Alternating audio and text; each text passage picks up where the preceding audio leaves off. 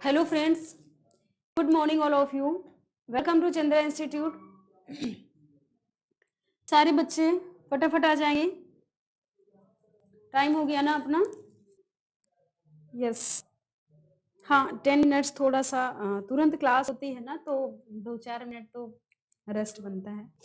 खैर कोई बात नहीं, चलिए आप लोग फटाफट आइए और हम लोग उसी सीरीज को आगे कंटिन्यू करते हैं जिस सीरीज से हम लोग चल रहे थे। ओके, अभी तक हम लोगों ने क्या किया था, अप्रोक्सीमेट टारगेट रहता है क्वेश्चंस को ज्यादा से ज्यादा करने का।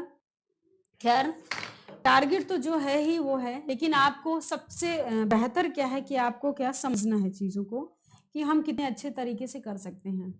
तो आई होप दैट सारा कुछ क्लियर भी होगा without any problem. Now we will continue.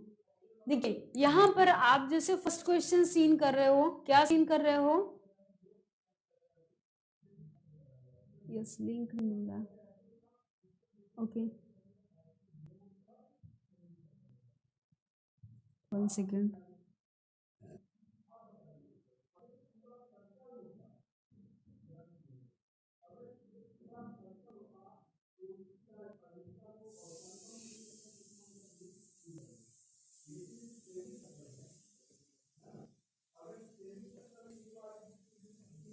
Okay, चलिए देखिए पहला क्वेश्चन जो आपकी स्क्रीन पर सीन है, क्या है क्वेश्चन?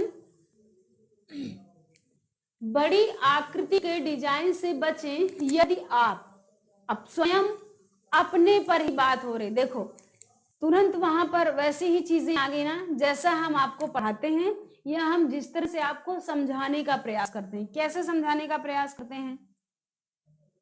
हम समझाने का प्रयास आपको ऐसे करते हैं कि आप हमेशा अपने आप को पुट कर दो, कहीं पर भी हो, किसी भी जगह हो, आप हमेशा अपने आप को पुट कर दो और उसके इक्वल चीजों को करने लगो। ठीक है, तो आपने क्या देखा, सेम यहाँ पर आयोग भी क्वेश्चन भी उसी तरह का डिजाइन कर दिया है। ठीक है, तो देखिए कह रहा है, क्वेश्चन कह रहा है बड़ी आकृति के डिजाइन से बचें यदि आप क्या हो, यदि आप कमजोर हो तब बड़ी आकृति से बचेंगे, या फिर दुबले हो तब बड़ी आकृति से बचेंगे, या फिर पतले हो तब बड़ी आकृति से बचेंगे, या फिर स्थूल काय हो तब बड़ी आकृति से बचेंगे। तो यहाँ पर आपको क्या समझना है, देखो कमजोर, दुबले, पतले, तो जो दुबला पतला होगा वही तो कमजोर होगा ना। बात तो वही हुई ना कि जो दुबला पतला होगा भाई वही वीक होगा। अब हम बात कर लेंगे स्थूल काय की। तो स्थूल काय का मतलब क्या होता है? स्थूल काय का मतलब होता है मोटा। मोटा मतलब हेल्दी, ज्यादा हेल्दी, जिसका वजन लगभग कितना, 20% से ज्यादा हो सामान्य वजन से, उसकी हाइट के अकॉर्डिंग। जैसे आप बीएमआई चेक करते हो ना, तो बीएमआई में क्या निकालते हो, बीएमआर और बीएमआई। ठीक है, आप क्या निकालते हो उसमें, अपनी हाइट और वेट के अकॉर्डिंग निकालते हो चीजों को।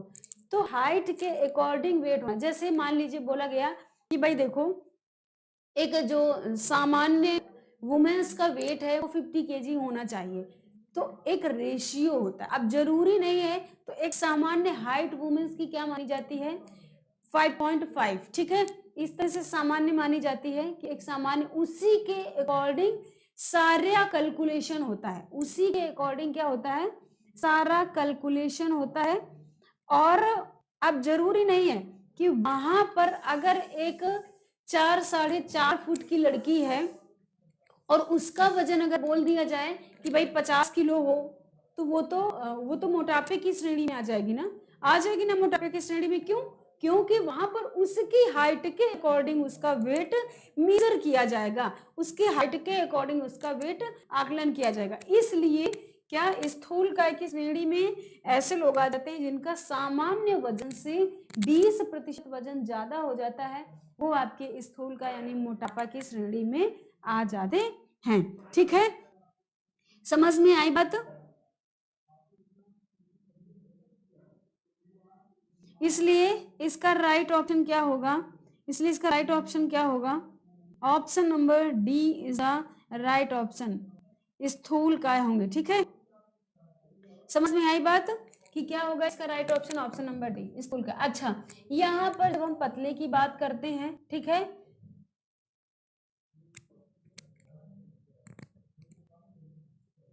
अब अगर आप बड़ी आकृति के कपड़े पहनते हो तो आप और ज्यादा मोटे लगते हो, वहीं पर जो दुबले लोग होते हैं वो बड़ी बड़ी आकृतियों के कपड़े पहनते हैं तो उनकी बॉडी थोड़ा सा, ऐसा नहीं कि वो मोटे हो जाते हों, आपकी आंखों पर इफेक्ट पड़ता है, ठीक है। वो प्रभाव जो उत्पन्न होता है कि अगर आपने बड़ी आकृति का कपड़ा पहना हुआ है तो जो प्रभाव दिखेगा वो कैसा दिखेगा, आप थोड़ा सा हेल्दी होते हुए दिखेंगे। इसीलिए बोला जाता है कि जो मोटे लोग होंगे वो कैसे छोटी छोटी आकृतियों के कपड़े पहनेंगे, छोटे छोटे जो प्रिंट होगा वो पहनेंगे, लाइट कलर के कपड़े पहनेंगे। इसके साथ साथ अगर छोटे भी हैं और मोटे भी हैं तो कपड़ा किस आकृति का होगा, लाइनिंग की डिजाइन का होगा, ठीक है ना। और कैसा होगा कपड़ा और कैसा होगा, आपके छोटी छोटी बूटों का होगा, बिल्कुल छोटी छोटी बूटों का कपड़ा होगा, ठीक है ना, बड़ा बड़ा नहीं होगा। अदरवाइज आपको क्या दिखाएगा, आपको फैला हुआ सा प्रतीत होगा, ठीक है। चलिए अब हम नेक्स्ट बात करते हैं, नेक्स्ट पॉइंट की बात करते हैं, नेक्स्ट क्वेश्चंस की बात करते हैं। सॉरी, क्वेश्चन नंबर 22 है, क्या है क्वेश्चन, प्रतिजैवी डॉट डॉट भी कहलाते हैं। प्रतिजैवी क्या होते हैं, सबसे पहले तो बात यहीं पर आ जाती है कि भाई प्रतिजैवी हैं क्या। ओके, तो देखिए प्रतिजैवी का मतलब हो जाता है आपके क्या, आपके सीधे सीधे ऐसे कहने का मतलब एक प्रतिरक्षा प्रणाली, ठीक है ना, एक ऐसी प्रतिरक्षा प्रणाली जो आपकी जीवाणु कीटाणु रोगाणुओं से रक्षा करे, क्या करे, जो क्या करे, एक वायरस, कुल मिला के आपको वायरस या बैक्टीरिया से लड़ने की जो क्षमता प्रदान करे, वही होते हैं क्या, आपके प्रतिजैवी। समझ में आई बात ना। आप कोई भी चीजें गंदी खा लेते हो या कुछ भी ऐसी चीजें ले लेते हो जो आपकी बॉडी पर साइड इफेक्ट डालती हैं। कुछ लोग क्या करते हैं कि कुछ लोग वही चीज, देखिए अगर दो सामान्य वर्ग के लोग हैं, मैं एक बहुत ही व्यवहारिक बता रही हूँ, आप समझने का प्रयास करिएगा कि अगर दो सामान्य लोग हैं, मैं हूं एक और कोई है, अब दोनों को एक ही चीज खिलाई गई, दोनों को ऐसे ठंड में आइसक्रीम खिलाई गई, तो एक को हो सकता है कि आइसक्रीम नुकसान कर जाए और एक को हो सकता है वो अपना अच्छे से खा पचा के डाइजेस्ट कर लेगा, बिल्कुल फ्रीली मूड में घूमेगा। तो यही क्या, अगर जिसको नुकसान करी इसका मतलब उसके शरीर में क्या, प्रतिजैवी की कमी है, प्रतिजैवी वहां पर निर्माण अच्छे से नहीं हो रहा, उसका काम, उसकी बॉडी वीक है। लेकिन अगर उसने किसी व्यक्ति उसी पर दूसरी जगह पर वही उसी व्यक्ति ने क्या किया, खा लिया, आराम से डाइजेस्ट कर लिया, तो क्या हो गया, इसका मतलब उसके शरीर में प्रतिजैवी की क्षमता बहुत अच्छी है, ठीक है। प्रतिजैवी जो क्षमता है वो बहुत अच्छी है, वो आराम से सारी चीजों को एडजस्ट कर सकता है। समझ में आई बात ना। तो देखो अब समझ होंगे प्रतिजैवी भी कहलाते हैं, क्या कहलाते हैं, अब आपको देखना है। मैंने डायरेक्टली इसीलिए और अच्छे से नहीं बताया क्योंकि आपको आंसर देना है। तो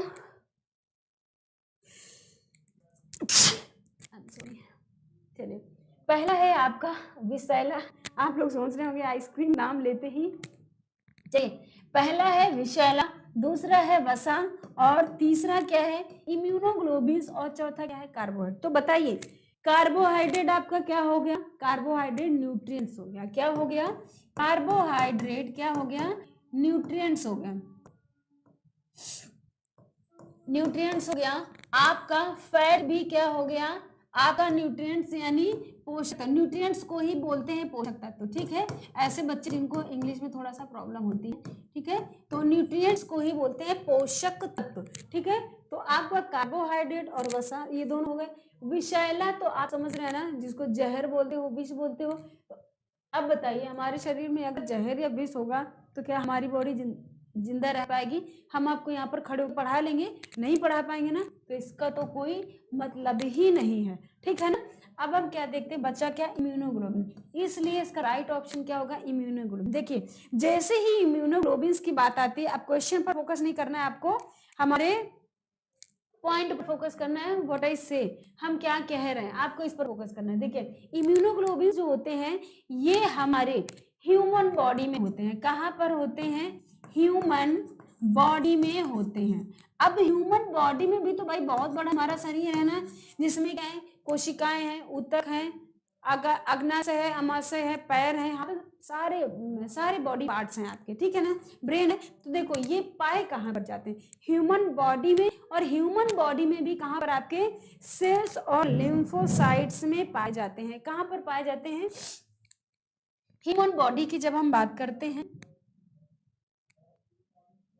तो आपके सेल्स और लिम्फोसाइट्स में पाए जाते हैं।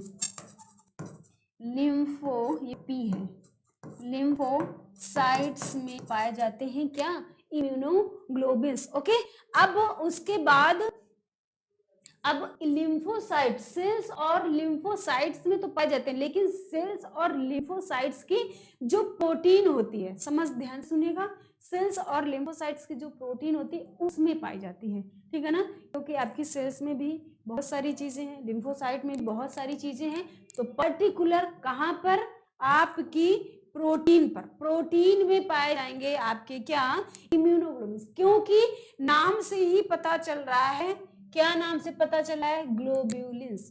ग्लोब्यूलिन क्या है, आपकी प्रोटीन है। समझ में आई बात ना। जैसे आप क्या बोलते हो, हम यूपी के रहने वाले हैं, यूपी में कहाँ के, प्रयागराज में, प्रयागराज में कहाँ के, अपना अपना एरिया चूज कर लो, मान लो आप सलोरी मान लो, आप बरहाना मान लो, आप कोई भी एरिया ले लो, ठीक है ना, there are many areas.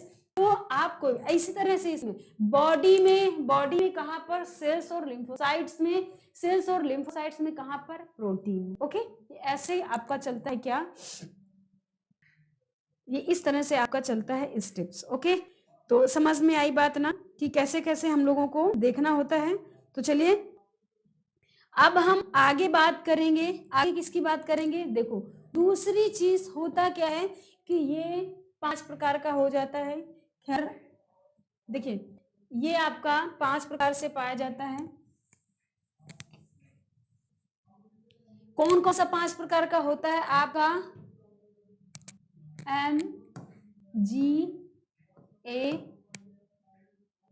E और आपका होता है D, ठीक है। सब में लगा लो इम्यूनोग्लोबिन, सब में आप क्या लगा लोगे, आगे सब में लगा लोगे IG, IG, IgE, ठीक है। क्या लगाओगे, IG, IgM, IgG, IgA, IgE, ये इस तरह से आप सब में आप पूरे के पूरे 5 टाइप्स लगा लोगे। MGADE क्या होगा आपका, MGAE और D रह गया, IG, ठीक है। Immunoglobins M, immunoglobins G, immunoglobins A, immunoglobins E, immunoglobins D।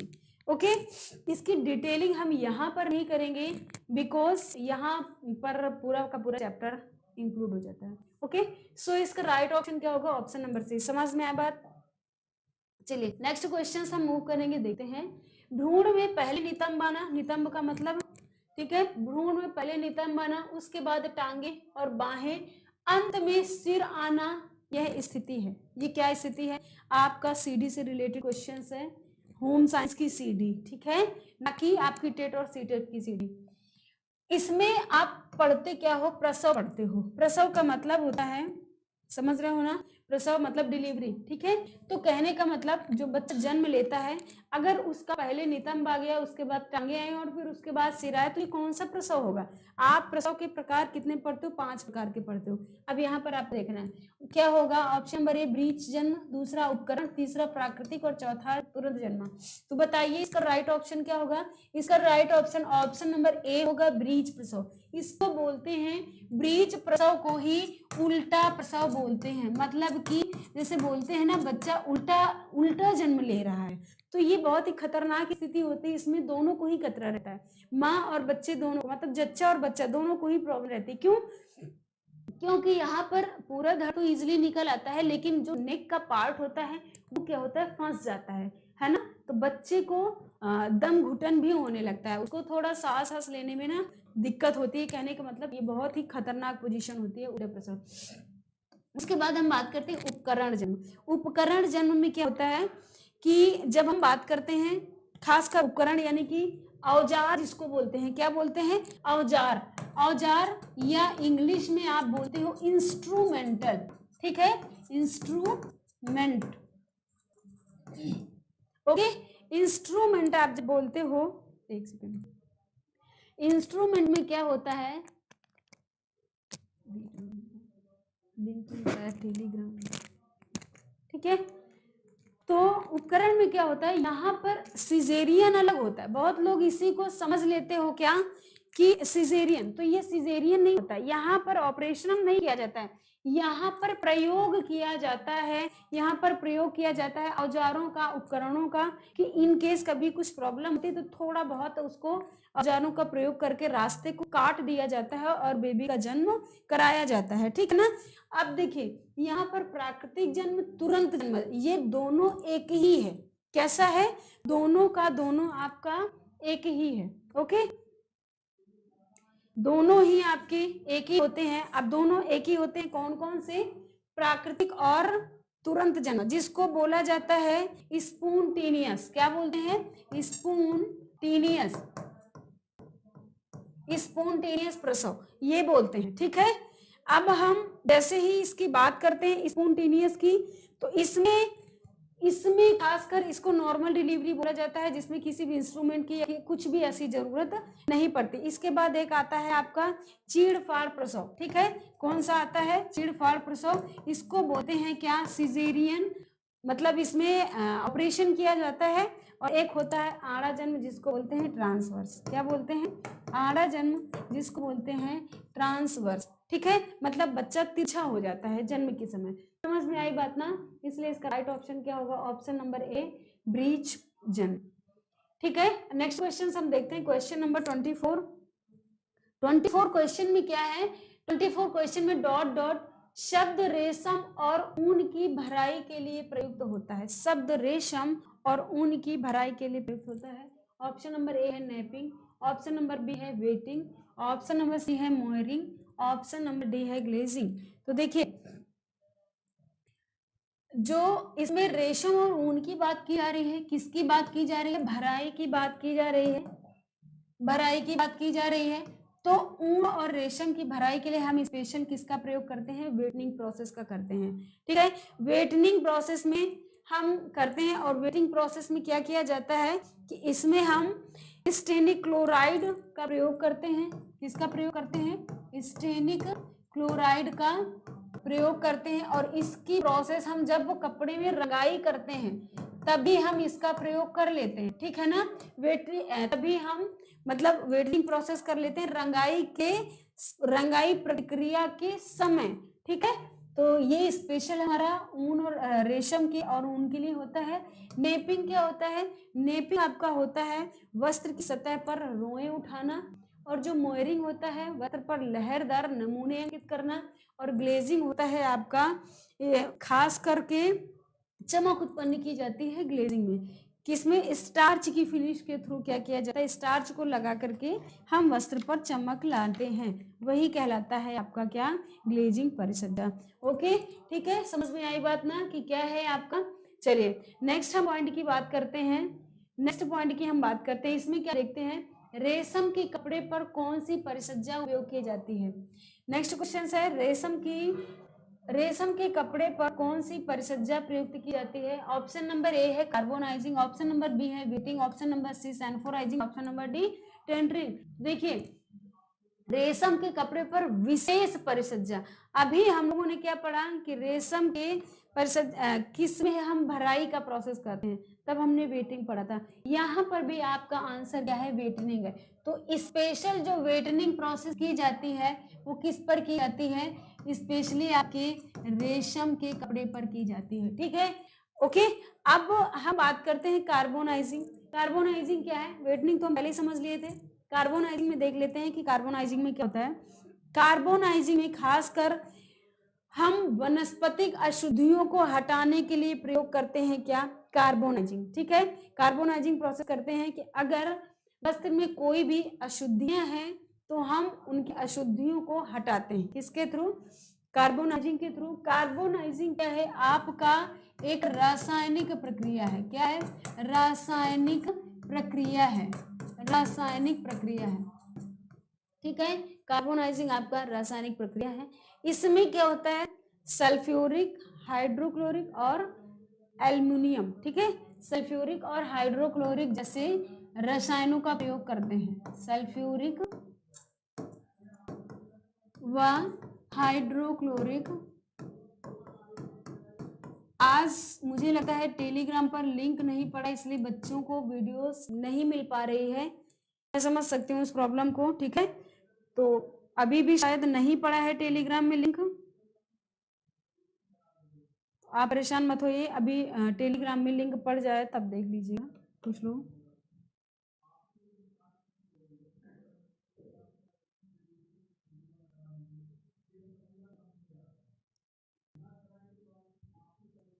ठीक है, तो हम क्या करते हैं, कार्बोनाइजिंग में खासकर सल्फ्यूरिक और हाइड्रोक्लोरिक अम्लों का प्रयोग करके वस्त्र की अशुद्धि को, धागे की रेशों की अशुद्धियों को हटाते हैं। यही होता है आपका कार्बोनाइजिंग। सल्फ्यूराइजिंग ये ऐसी परिसज्जा होती है कि ये इस बात की गारंटी देता है कि वस्त्र सिकुड़ेगा नहीं। इसमें ऐसी फिनिशेस की जाती हैं कि वस्त्र क्या होता है, सिकुड़ता नहीं है। ठीक है, एक सेकंड रुकना बच्चों।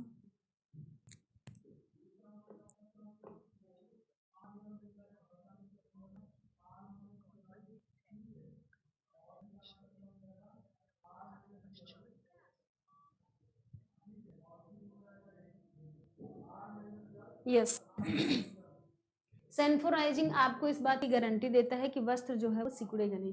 उसके बाद टेंडरिंग में क्या होता है कि इसकी वस्त्र की जो कपड़ा होता है आपका बन के तैयार होता है करगे के थ्रू, तो उसमें लंबाई और चौड़ाई में असमानता होती है। तो लंबाई और चौड़ाई को बराबर करने के लिए हम टेंडरिंग जैसी परिसज्जा का प्रयोग करते हैं। ठीक है, इसका प्रयोग करते हैं, टेंडरिंग जैसी परिसज्जा का प्रयोग करते हैं। इसलिए अब बताइए इसका राइट ऑप्शन क्या होगा, रेशम की स्पेस से बात कर रहे हैं, इसका राइट ऑप्शन इसीलिए बी होगा। ठीक है ना, समझ में आई बात। चलिए अब हम नेक्स्ट क्वेश्चन देखते हैं, क्वेश्चन नंबर 26। मर्सराइजिंग वह विधि है जो,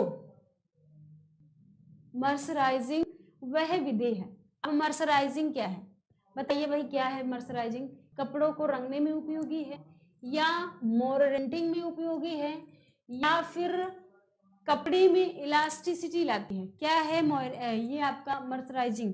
तो देखिए, मर्सराइजिंग आपकी परिसज्जा है, फिनिशेस जिसको बोलते हो। मर्सराइजिंग क्या है, आपकी परिसज्जा है जिसको फिनिशेस बोला जाता है। इस मर्सराइजिंग क्या होता है, वस्त्र पर अंतिम रूप से चमक लाई जाती है।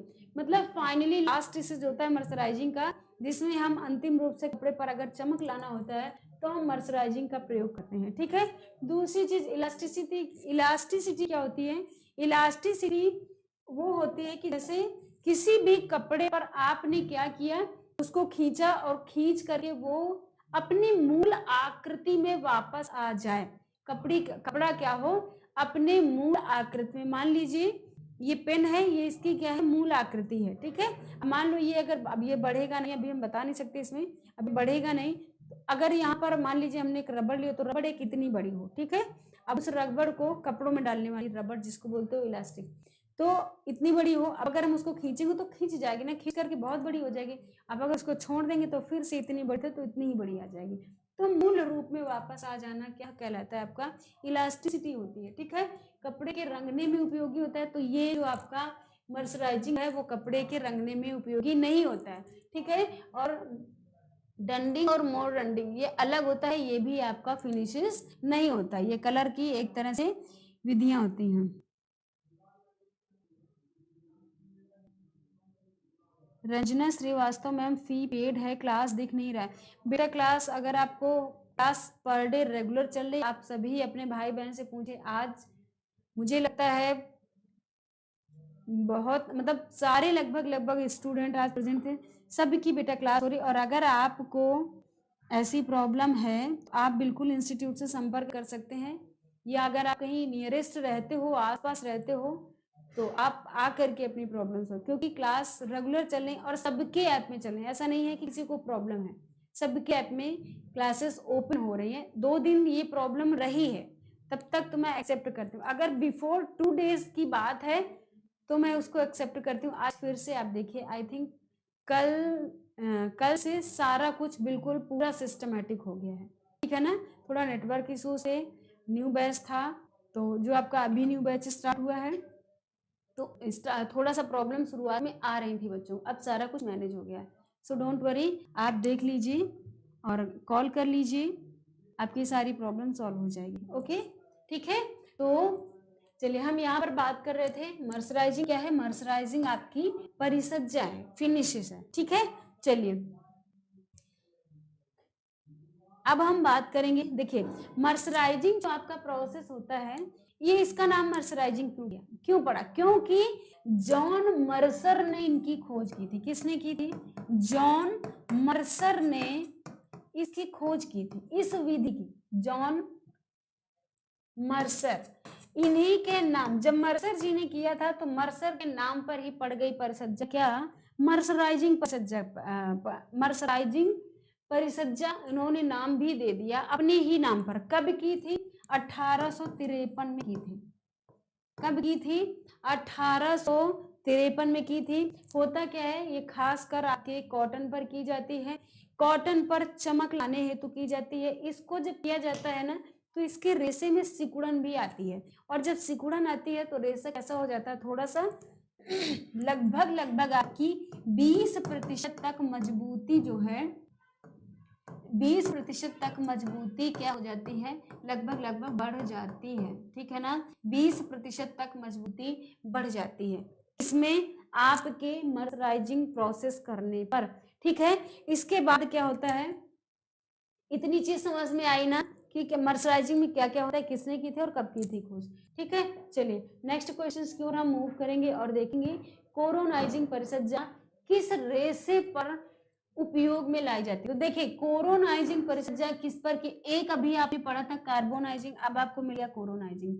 तो क्या एसीटेट पर की जाती है, क्या एस्बेस्टस पर की जाती है, क्या आपकी ग्लास पर की जाती है, या आपकी रेयान पर की जाती है? तो किस पर की जाती है बताइए? ये रेयान नहीं है, रेयान है, ठीक है। बताएंगे, सब लोग कमेंट्स करें और बताएं किस पर की जाती है।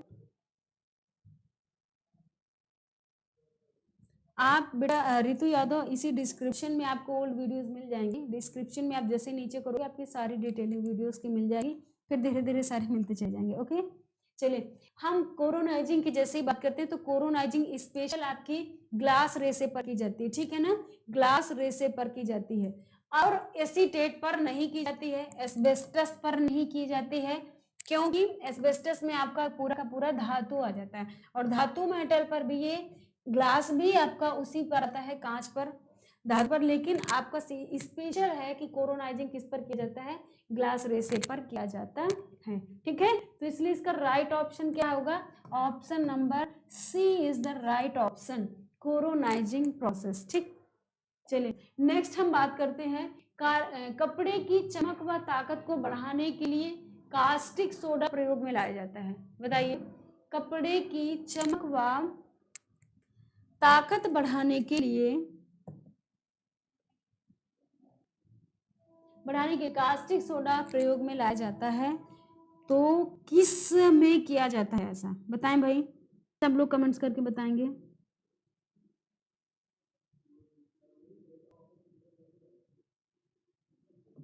चलिए बताएं। ओके, अब हम देखते इसमें, देखिए पहला दिया हुआ है मर्सराइजिंग,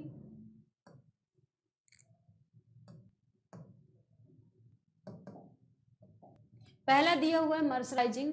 देखिए, कास्टिक सोडा की बात की जा रही है, ठीक है, मतलब कास्टिक सोडा क्या, रसायन की भाषा, रसायन में आ गया ना, इसके बाद सिंजिंग, इसके बाद बीटलिंग, इसके बाद सल्फ्यूराइजिंग। तो इसका जो राइट ऑप्शन है वो क्या है, मर्सराइजिंग। मर्सराइजिंग हमने आपको बताया ना, मर्सराइजिंग में क्या होता है कि आपके सूती वस्त्र के लिए होता है, इसमें हम खासकर कास्टिंग सोडा का प्रयोग तो करते ही हैं। अब आपके कास्टिंग सोडा में ही सोडियम हाइड्रोक्साइड, ठीक है, इसकी हम किससे प्रक्रिया कराते हैं, सोडियम हाइड्रोक्साइड से प्रतिक्रिया कराते हैं, सोडियम हाइड्रोक्साइड से, सोडियम हाइड्रोक्साइड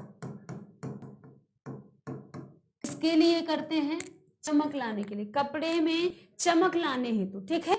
हम सूती वस्त्र पर सूती वस्त्र को सोडियम हाइड्रोक्साइड से क्रिया कराते हैं, इसकी खोज मैंने आपको बताया डॉक्टर जॉन मर्सर ने की थी। कब की थी?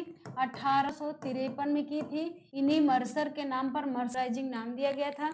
इसको जब हम करते हैं तो रेसे क्या करते हैं, लंबाई में सिकुड़ते हैं, चौड़ाई में थोड़े बढ़ते हैं, इसलिए इनकी जो मजबूती होती है वो 20% तक बढ़ जाती है। ठीक है, ये हमने बात पहले ही कर ली थी। इसके बाद सिंजिंग क्या होता है, रेसों को झुलसाना। रेसे जब हम कपड़ा हमारा बन के तैयार होता है तो उसमें कुछ क्या होते हैं, कुछ रोए जैसे निकल आते हैं, जिनको हम क्या करते हैं, इस प्रोसेस में हम रेसों को झुलसा देते हैं। ठीक है ना। अब बीटलिंग क्या होता है, जैसे ही हम बात करते हैं बीटलिंग, बीटलिंग का मतलब होता है कुटाई करना। क्या करना?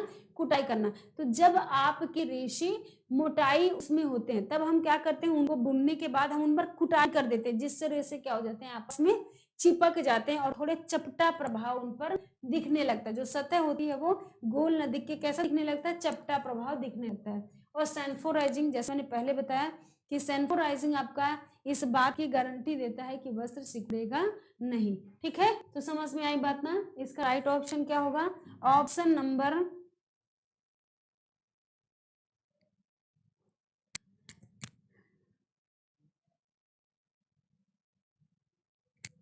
चलिए इसका राइट ऑप्शन क्या होगा, ऑप्शन नंबर ए मर्सराइजिंग। चलिए नेक्स्ट क्वेश्चन हम देखते हैं। पाठ्यक्रम उपयोगी है, पाठ्यक्रम क्यों उपयोगी है ये देखना है। शैक्षिक उद्देश्यों की प्राप्ति के लिए, या दूसरा है आपका क्या, शैक्षिक प्रक्रिया व्यवस्थित करने के लिए, और तीसरा समय और शक्ति के उपयोग के लिए, और चौथा है उपरोक्त सभी। तो बताइए इसका राइट ऑप्शन क्या होगा। देखिए शैक्षिक उद्देश्यों की, पाठ्यक्रम क्यों बनाया जाता है, जिसे हम शैक्षिक उद्देश्यों की, जो हमारे शिक्षा के उद्देश्य हैं हम उनको प्राप्त कर सकें। शैक्षिक प्रक्रिया व्यवस्थित करने के लिए पाठ्यक्रम इसलिए क्या बनाया जाता है कि हमारी जो शैक्षिक प्रक्रिया है वो बिल्कुल सिस्टमैटिक चले। बिल्कुल सही भी है कि भाई अगर प्रक्रिया व्यवस्थित नहीं रहेगी, अगर पाठ्यक्रम नहीं होगा तो कैसे पता चलेगा आज हमें क्या पढ़ाना है, कल हमारा जो मन है हम वही उठा के पढ़ा देंगे। कुछ निर्धारित भी नहीं होगा कि क्या पढ़ाना, कितना पढ़ाना, किससे पढ़ाना है। तो पाठ्यक्रम का होना बहुत जरूरी। हम लोग टीजीटी पीटी की तैयारी कर रहे हो, पाठ्यक्रम देखकर ही तो पढ़ाई कर रहे हो ना। जो हमारा सिलेबस निर्धारित है हम उसी के अकॉर्डिंग तो पढ़ रहे हैं ना। इसलिए क्या करता है, पाठ्यक्रम प्रक्रिया व्यवस्थित करने में मदद करता है। शैक्षिक उद्देश्यों की प्राप्ति करता है, बिल्कुल ये सही है कि पाठ्यक्रम हमारे शिक्षा के उद्देश्यों की पूर्ति करता है। समय और शक्ति के उपयोग के लिए, बिल्कुल अगर हमारा पाठ्यक्रम निर्धारित होता है तो समय और शक्ति दोनों ही क्या करते हैं, बिल्कुल से बैलेंस होकर चलते हैं। और ऑप्शन नंबर डी है उपरोक्त सभी। तो बताइए इसका राइट ऑप्शन क्या होगा, ऑप्शन नंबर डी आपका राइट ऑप्शन होगा। ओके, सब लोगों का राइट ऑप्शन। किसी ने बोला है 28 का, अच्छा ये 29 है। ठीक है, चलिए यस नेक्स्ट क्वेश्चन देखते हैं हम। पाठ्यक्रम निर्माण का बुनियादी सिद्धांत है, पाठ्यक्रम निर्माण का बुनियादी से, ये बहुत क्वेश्चन पूछा जाता है, सब जगह पूछा जाता है, टेट से लेकर super TET, STET, CTET, NET, TGT, PGT, हर जगह पूछा जाता है। कॉमन क्वेश्चन है बहुत। देखिए पाठ्यक्रम निर्माण का बुनियादी सिद्धांत है। क्या बुनियादी सिद्धांत है, क्या क्रियाशीलता का सिद्धांत है, या उपयोगिता का सिद्धांत है, या अनुभव का सिद्धांत है, या रुचि का सिद्धांत है। देखिए इसका राइट ऑप्शन, जो राइट ऑप्शन है ऑप्शन नंबर बी है, उपयोगिता का सिद्धांत। ये कैसे सही है, देखो पहले ये देख लो ये कैसे तीनों गलत है, इनको देख लो। देखिए आप बहुत ज्यादा नो डाउट आप बहुत ज्यादा एक्टिव हैं, क्रियाशील हैं, ठीक है, लेकिन ऐसी क्रियाशीलता का क्या मतलब अगर आपके लिए वो उपयोगी ही ना हो। आप बिल्कुल बहुत अच्छे हैं, हर काम में अच्छे हैं, दौड़ते हैं, भागते हैं, सब कुछ, लेकिन अगर वो उपयोगी नहीं है तो क्या मतलब। जैसे एग्जाम्पल बहुत अच्छा देते हैं, जैसे आप टीजीटी पढ़ रहे हो, आप होम साइंस पढ़ रहे हो, लेकिन होम साइंस में आप पढ़ तो रहे हो लेकिन आपको ये नहीं पता कि हम किस लेवल का पढ़ रहे हैं। समझते जाइएगा बात को ध्यान से। आपको ये नहीं पता कि हम किस लेवल का पढ़ रहे हैं, आप पढ़ते जा रहे हो, तो आपका क्या वो किसी का कोई उपयोगी होगा, वो इतना आपके उपयोगी नहीं होगा। मतलब बेशक आप बहुत ही क्रियाशीलता से, बहुत ही डेडिकेशन से पढ़ते हैं, लेकिन आपके पास उसकी उपयोगिता नहीं थी तो कोई मतलब नहीं। ठीक है, पढ़ना आपको होम साइंस से पढ़ आप केमिस्ट्री रहे हो और बहुत ही पूरे जी जान से पढ़ रहे हो और पेपर देना है आपका होम साइंस का, तो क्या उसका कोई उपयोग रहेगा, नहीं रहेगा ना। इसलिए ये गलत हो गया। अनुभव का सिद्धांत, आपको बहुत ज्यादा अनुभव है, सब कुछ है, लेकिन वो उपयोगी नहीं है चीजें। तो उसका भी कोई मतलब नहीं है। रुचि का सिद्धांत, आपका इंटरेस्ट ऐसे क्षेत्र में है जहां पर उसकी कोई उपयोगिता ही नहीं है, तो इसलिए ये भी आपका राइट नहीं होगा। इसलिए राइट ऑप्शन क्या होगा? ऑप्शन नंबर बी, उपयोगिता का सिद्धांत। मोस्टली लोग उसको क्रियाशीलता का सिद्धांत करके आगे बढ़ जाते हैं। चलिए नेक्स्ट क्वेश्चन हम देखते हैं, निर्णय प्रक्रिया के साधन हैं। निर्णय प्रक्रिया के साधन है, अब देखिए संसाधन, निर्णय प्रक्रिया, ज्ञान एवं कुशलता, उपरोक्त सभी। बताइए इसका राइट ऑप्शन क्या होगा? इसका राइट ऑप्शन क्या होगा बताइए। देखिए इसका जो राइट ऑप्शन है निर्णय प्रक्रिया के साधन, इसमें आपका राइट ऑप्शन क्यों कोई भी बता रहा है, इंदू जी भी बता रही हैं, चलिए यस।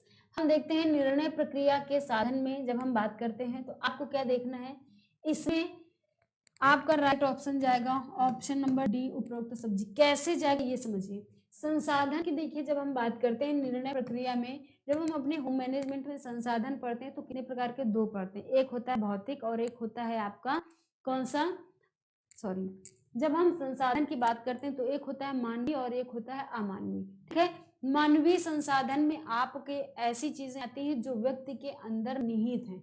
ठीक है, अमानवीय में ऐसी चीजें आती हैं जो व्यक्ति के अंदर निहित नहीं है, जिनको हम देख सकते हैं, जिनको हम उपयोग कर सकते हैं। लेकिन जब मानवीय की बात आती है तो इसमें ज्यादा करके व्यक्ति के गुणों को, इसमें व्यक्ति को मीजर नहीं किया जा सकता, मापा नहीं जा सकता। मतलब मापा भी जा सकता है तो एक होता है क्वालिटेटिव, एक होता है क्वांटिटेटिव। तो आप जब मानवीय गुणों को मीजर करते हो, मानवीय गुणों को मापते हो, तो वहां पर आप क्या मापते हो कि आप उसकी क्वालिटेटिव वैल्यू को मापते हो। किसको मापते हो? क्वालिटेटिव वैल्यू को मापते हो, ना कि क्वांटिटेटिव वैल्यू को मापते हो। क्वांटिटेटिव में हम अमानवीय साधनों को मापते हैं। ठीक है, समझ में आई बात ना। अब निर्णय प्रक्रिया, बिल्कुल सही बात है कि निर्णय प्रक्रिया तो स्वाभाविक सी बात है, पूरा जो आपका निर्णय की प्रोसेस चलती है कि आपका आयोजन, नियंत्रण, मूल्यांकन, ये सारी चीजें आप क्या निर्णय की प्रोसेस में लाते हो, तो ये भी आपका निर्णय प्रक्रिया का एक साधन ही होता है। ज्ञान एवं कुशलता, ज्ञान एवं कुशलता किसका, इतना मैंने बताया, आपको तुरंत समझ जाना चाहिए कि ये संसाधन के अंतर्गत आपका आ जाएगा क्या? ज्ञान एवं कुशलता। किस संसाधन में आएगा? ये आपका मानवीय संसाधन में आएगा। क्यों? क्योंकि अगर किसी की नॉलेज है तो इसको हम किलो में नहीं नाप सकते, इसको मीटर में, लीटर में नहीं माप सकते, इसको हम क्वालिटेटिव, उसकी क्वालिटी पर रख सकते हैं कि हाँ भाई इनको इतनी नॉलेज है। ठीक है ना, समझ में आई बना। इसलिए इसका राइट ऑप्शन क्या होगा? ऑप्शन नंबर डी होगा। चलिए नेक्स्ट क्वेश्चन हम देखते हैं क्या। नेक्स्ट क्वेश्चन, प्रबंधन के उत्प्रेरक कारक हैं, मूल्य, लक्ष्य, स्तर, उपरोक्त सभी। बताइए प्रबंधन के उत्प्रेरक कारक हैं, बताइए प्रबंधन के उत्प्रेरक कारक क्या हैं? प्रबंधन का उत्प्रेरक कारक जो है वो है आपका मूल्य, लक्ष्य, स्तर, सभी होगा। ठीक है ना, इसका राइट ऑप्शन जो होगा वो सभी होगा। क्योंकि देखिए जो हमारे मूल्य होते हैं, जो हमारे मूल्य होते हैं ये कैसे होते हैं? पूरे ह्यूमन बेस होते हैं, मतलब कि आपके मानवीय होते हैं। ठीक है ना, मानवीय होते हैं और इन्हीं मूल्यों से हम क्या करते हैं, हम इन्हीं मूल्यों से हम अपने लक्ष्य और स्तरों की प्राप्ति करते हैं। किसकी प्राप्ति करते हैं? लक्ष्य और स्तर, इन दोनों की उत्पत्ति होती है किससे? आपके मूल्यों से होती है। किससे होती है? आपके मूल्यों से होती है। कहने का मतलब ये है कि देखो, मूल्य आपके एक ऐसे प्रोसेस होते हैं, मूल्य आपकी एक ऐसा प्रोसेस है जो कि आपके अंदर, आपको खुद ही सोचना है, समझना है किस तरह से आपके समाज में जो मान्य व्यवहार है, अमान्य व्यवहार है, आप उन्हीं के अकॉर्डिंग अपने लक्ष्यों को निर्धारित करते हो और उन लक्ष्यों को प्राप्त करने के लिए अपने मूल्यों का सहारा लेते हो। ठीक है ना, इन्हीं मूल्यों के आधार पर जब आप इनको एज ए साधन यूज करते हो तब आप अपने लक्ष्यों तक पहुंच पाते हो। ठीक है, समझ में आई बात ना। और जब हम स्तर की बात करते हैं, स्तर का खासकर निर्धारण, स्तर का आपका जो निर्धारण होता है वो मूल्य और लक्ष्य दोनों ही साधनों के माध्यम से होता है। आपका जिस तरह का लक्ष्य होगा और आपके जिस तरह से मूल्य होंगे, आपके अंतर्निहित गुण होंगे, ठीक है, वही आपके स्तर को बताते हैं। ठीक है, मान लीजिए किसी काम को करना है, अब आपका मान लीजिए लक्ष्य, कोई भी एक लक्ष्य है, आपने लक्ष्य निर्धारित किया कि मुझे ऐसा करना है। उस लक्ष्य को प्राप्त करने के लिए आपने क्या किया, जिन कार्यों को किया, ठीक है, या आपको जो काम करने, तो कुछ लोग क्या करते हैं, उस लक्ष्य को पूरा करने के लिए गलत मूल्यों का इस्तेमाल करते हैं, और कुछ लोग क्या करते हैं, बिल्कुल सही मूल्यों का इस्तेमाल करके जाते हैं। तो वही आपके जो मूल्य आप स्वयं अपने अंदर निर्धारित कर लेते हो, तो वही आपके क्या स्तर को इंडिकेट करते हैं। ठीक है, कि आपका स्तर कैसा है, आपके स्तर का लेवल क्या है, इसलिए इसका राइट ऑप्शन क्या है, ऑप्शन नंबर डी है। ठीक है, नेक्स्ट क्वेश्चन की ओर हम चलते हैं। प्रबंधन है, प्रबंधन क्या है, एक मानसिक प्रक्रिया है, या यांत्रिक प्रक्रिया है, या शारीरिक प्रक्रिया है, या तकनीकी प्रक्रिया, बताइए कौन सी प्रक्रिया है। तो देखिए, प्रबंधन का मतलब क्या होता है, मैनेजमेंट। क्या होता है, प्रबंधन का मतलब मैनेजमेंट होता है। अब आप मैनेजमेंट कैसे करते हो, मैनेजमेंट आप चाहे किसी से करवाते हो या खुद ही करते हो, स्वयं ही करते हो, सब में किसका इस्तेमाल करते हो, अपनी मानसिक प्रक्रिया का इस्तेमाल करते हो, अपने मन का इस्तेमाल करते हो, अपने माइंड का यूज करते हो। समझ में आई बात ना। तो प्रबंधन क्या है, आपकी मानसिक प्रक्रिया।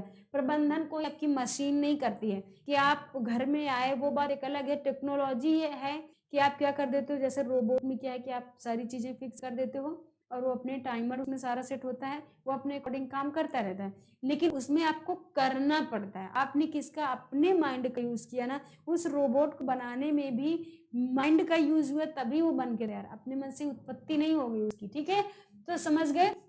तो कहने का मतलब ये है कि जब भी आप प्रबंधन करते हो, तो यंत्र के थ्रू नहीं, यंत्र आपकी हेल्प करते हैं, यंत्र आपके प्रबंधन में हेल्प करते हैं, ना कि आपकी ना आपके निर्णय लेने में ये आपके सहयोग करते हैं। समझ गए ना। कहने का मतलब ये कि प्रबंधन आप हमेशा एक मानसिक प्रक्रिया है, जो कि हर समय, हर टाइम, हर जगह चलता है प्रबंधन। ठीक है, उसके बाद शारीरिक प्रक्रिया, शारीरिक प्रक्रिया, तकनीकी प्रक्रिया, ये तीनों ही तीनों एज ए हेल्पर का काम करते हैं आपके किसमें, प्रबंधन में। ठीक है ना, हेल्पर का काम करते हैं। समझ आई बात ना। इसलिए इसका राइट ऑप्शन क्या है, ऑप्शन नंबर ए, यांत्रिक प्रक्रिया। नेक्स्ट हम बात करते हैं प्रबंधन प्रक्रिया का मुख्य बिंदु है। प्रबंधन प्रक्रिया का देखिए मुख्य बिंदु क्या है, आयोजन है, नियंत्रण है, मूल्यांकन है, या उपरोक्त सभी। तो इसमें भी कुछ ऐसा नहीं, बस आपको पॉइंट समझना है कि है क्या क्या। इसका राइट ऑप्शन क्या है, ऑप्शन नंबर डी है इसका right option. Option number D है, उपरोक्त सभी। प्रबंधन प्रक्रिया का मुख्य बिंदु आयोजन, नियंत्रण और मूल्यांकन होता है। इसमें आयोजन का मतलब होता है हम किसी भी चीज की प्लानिंग कर रहे हैं। ठीक है ना, क्या कर रहे हैं, किसी चीज की हम प्लानिंग कर रहे हैं। तो जब भी हम प्रबंधन करते हैं, जब भी हम किसी चीज का मैनेजमेंट करते हैं, तो डायरेक्ट तो नहीं करने लगते ना, पहले हम उसकी मन में प्लानिंग करें कि देखो हमें करना क्या है, प्रबंधन में हमें करना क्या है। फिर उसके बाद यहाँ पर एक पॉइंट में से संगठन, फिर हम चीजों को इकट्ठा करते हैं। जिन जिन चीजों को मैंने सोचा, उनको हम क्या करते हैं, इकट्ठा करते हैं, वो होता है हमारा संगठन, जो यहाँ पर मेंशन नहीं है। अब हम नियंत्रण करते हैं, अगर कोई चीज हमारे लिए उपयोगी है या गैर उपयोगी है, तो वहां पर हम नियंत्रण करते हैं। या हमने कोई प्लानिंग की, वो पॉइंट हमारे लिए सही आ रहा है या नहीं आ रहा है, तो हम वहां पर क्या करते हैं, नियंत्रण। अगर उपयोगी है तो नो डाउट करते हैं, और अगर उपयोगी नहीं है तो वहीं पर क्या करते हैं, स्टे करते हैं, अपने आप को नियंत्रित कर लेते हैं। और मूल्यांकन, बाद में सारी प्रक्रिया के लास्ट में हम क्या करते हैं, मूल्यांकन। कि अगर आपका काम फाइनली बहुत अच्छे तरीके से हो गया, तो आप क्या सोचोगे कि हाँ भाई, हमारा काम ये बहुत ही ओके रहा, अच्छा रहा, कोई प्रॉब्लम नहीं रही। और अगर अच्छा नहीं हो रहा है तो क्यों नहीं हो रहा है, कमियां कहाँ पर रह गई, और अगर अच्छा हो रहा तो क्यों हो रहा, किन पहलुओं के थ्रू अच्छा हो रहा है। यही होता है मूल्यांकन, जहां पर हम अच्छाई और बुराई को क्या करते हैं, उसके पॉइंट को पकड़ते हैं, उसके पॉइंट को समझते हैं, वही होता है मूल्यांकन। इसलिए इसका राइट ऑप्शन क्या है, ऑप्शन नंबर डी। और प्रबंधन की प्रक्रिया में ये सारे पॉइंट इंपॉर्टेंट होते हैं कि आपको क्या करना होता है, आयोजन करना होता है, नियंत्रण भी करना होता है, और मूल्यांकन भी करना होता है। ठीक है, समझ में आई बात ना, कि क्या है, किस तरह से आपका राइट ऑप्शन है। चलिए, यही तक क्वेश्चन थे आज आपके लिए। ओके, 34 क्वेश्चंस तक। तो फ्रेंड्स, अभी के लिए यहाँ पर इतना ही। यस। चलिए, आपको सारी तरह के क्वेश्चंस मिलेंगे, मिसलिनियस क्वेश्चंस रहेंगे, कुछ टफ रहेंगे तो कुछ आपके इजी भी रहेंगे, और हर तरह का क्वेश्चन आपका टीजीटी में बनता है। तो चलिए आज के लिए इतना ही। Thank you for watching with us.